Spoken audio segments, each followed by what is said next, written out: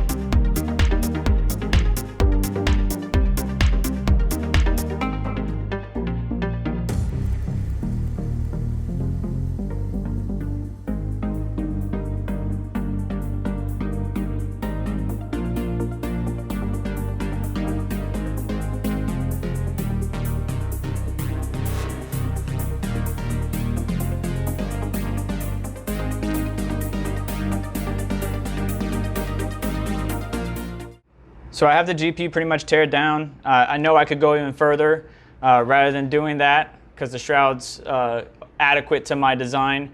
To take the fan shroud, plastic shroud off, you got 1, 2, 3 screws that hold this plastic shroud on.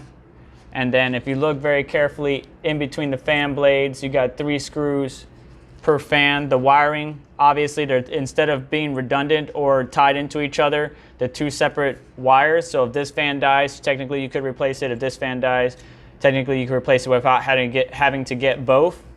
But if you really wanted to break it down to just the bare cooler and slap your own 120mm fans, you technically could do it with some zip ties. But there are 3 more screws here holding the plastic shroud onto the actual cooler itself.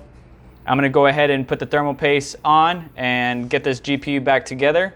But this is the teardown of the RTX 2080 Ti, or excuse me, I wish it was a Ti, RTX 2080 from Asus.